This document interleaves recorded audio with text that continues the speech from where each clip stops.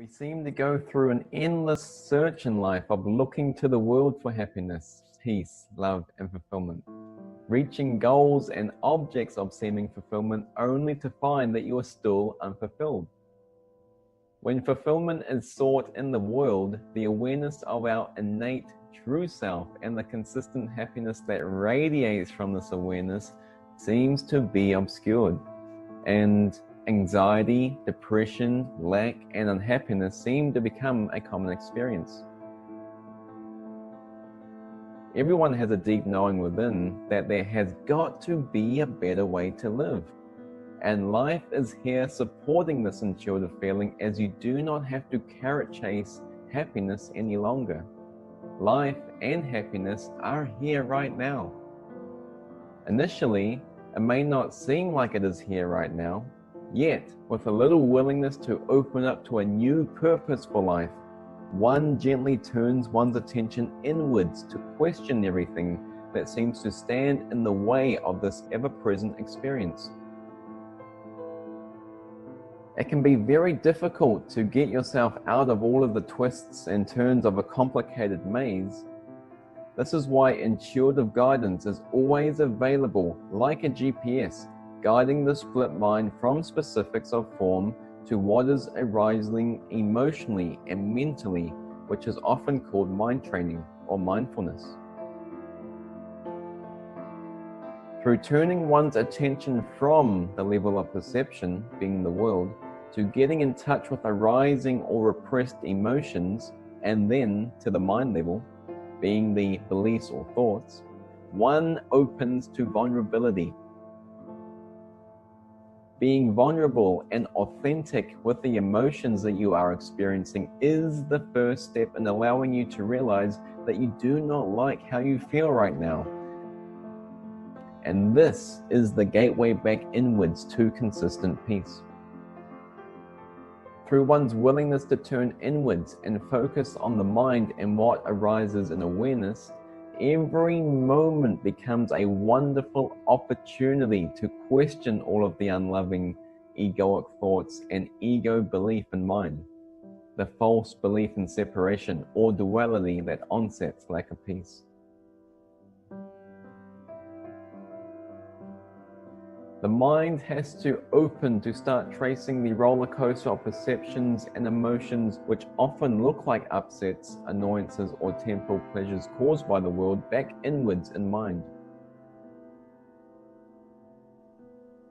Perception is an inroads to emotion, which is an inroads into thought, which is then an inroads or an effect of belief in mind. Through raising lack of peace seen in the world back to the underlying misidentification with the ego and mind, the mind can now accept another purpose. The purpose of the ego is to maintain lack of peace by suggesting that something in the world changed for your happiness and peace. Yet, the purpose of the true self is the seeming release of lack of peace, thus, the seeming release of the ego through forgiveness. And forgiveness in the broader meaning means tracing the lack of peace seen in the world back to the false belief in separation or duality or ego in mind.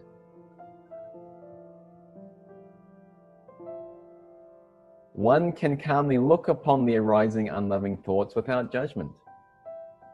And in this space, observing the ego in non-judgment allows for one to recognize its illusory nature and overlook it. In its most direct meaning, forgiveness is the overlooking of the ego entirely. If one gives no mind to something, one doesn't experience the effects of that. Therefore, if one gives no mind to the false belief in separation, being the ego, the effects of the ego are not experienced. A simple recognition dawns that the experience of mind-watching, where everything is being observed calmly without judgment, is like the detached observer in the audience watching a movie. Yet, sometimes the observer forgets that it is even in a movie and latches its identity to the characters on the screen. And before you know it, one is banging on the movie screen trying to get the movie characters to not go in that room. And remembering that one is the detached observer of the movie rather than the characters on the screen, where there was once a desire for something to be different than it is in the world to justify cause for happiness and peace. A sweet and gentle acceptance of everything and everyone as it is emerges.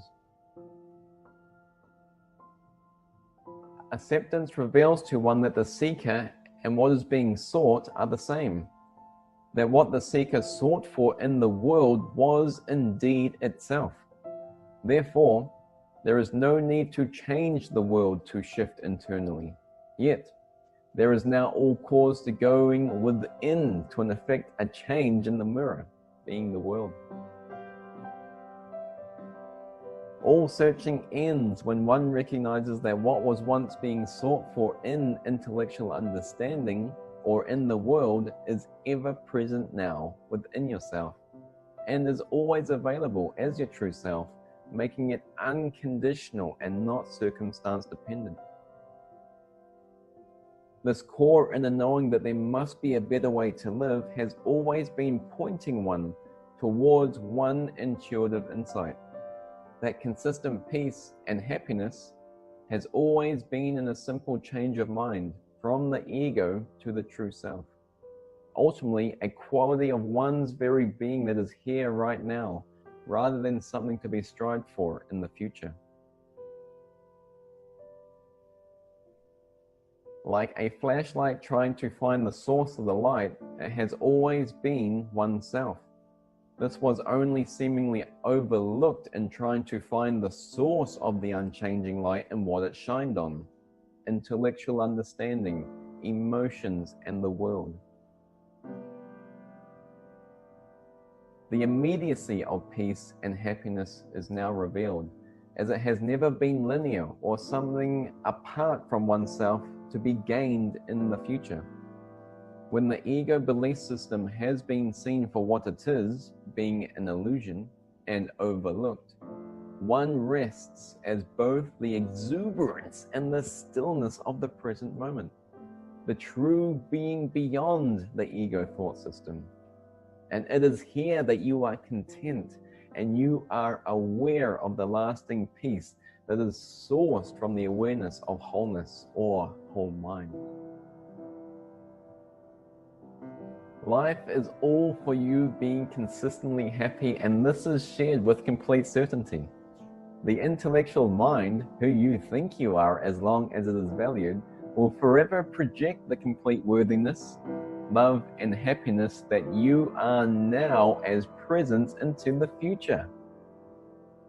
It suggests you will be happy when, and offers an endless supply of carrots for one to chase, all being a veil over the true self of happiness, peace, and love that you already are right now, beyond the ego thought system.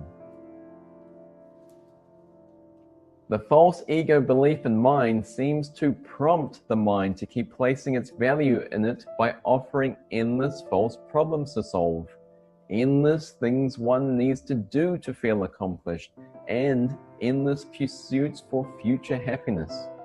These are all distractions from the present moment and present stillness of being. The latter part of this life for me has just been dedicated to getting really vulnerable with what I was feeling, and then questioning all of the upsets and experiences of lack of peace that I would seem to experience day to day. What I realized is that what is felt emotionally, what is perceived, and what is done comes from what is thought and believed in mind. We can say that perception is an inroad into emotion. Emotion is an inroad into thought. Thought is an inroad to belief, and ultimately, belief is an inroad to the core desire. As you begin to get in touch with the thoughts and ego belief in mind, you get to the core desire, being What do you want to experience moment to moment?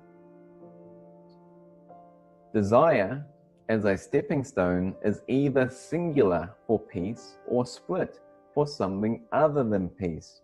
Now we can call this lack of peace. Why did Jesus say, "Let thine eye be single"? Well, let your desire, let your prayer, let your focus or attention be single, because a split desire for something other than peace must, by divine logic, result in lack of peace. When the mind is experienced as split and misidentified with the ego on the mind level, one experiences the false effects of the ego.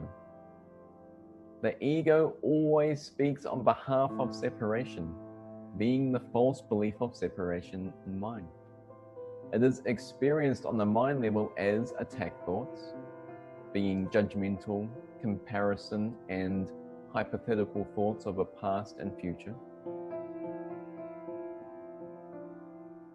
This is then experienced on an emotional level as fear, guilt, depression, anxiety, and pain. And this is simultaneously experienced on a perceptual level as a fragmented, fearful, and unloving world, events, and people.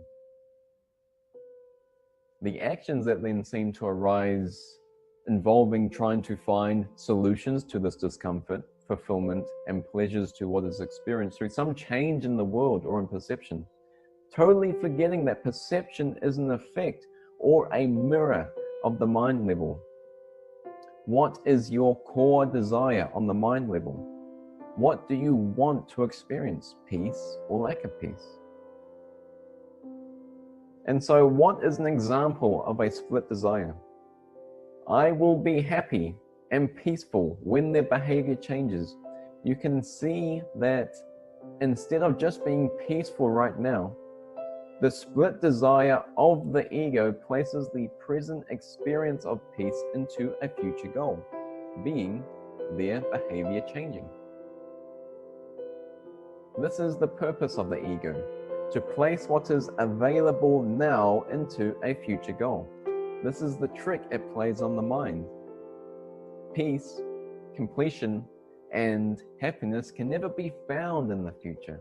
It is a present experience. It is these split desires that need to be observed without judgment, mainly with the help of intuitive wisdom and guidance, to be seen as false and overlooked.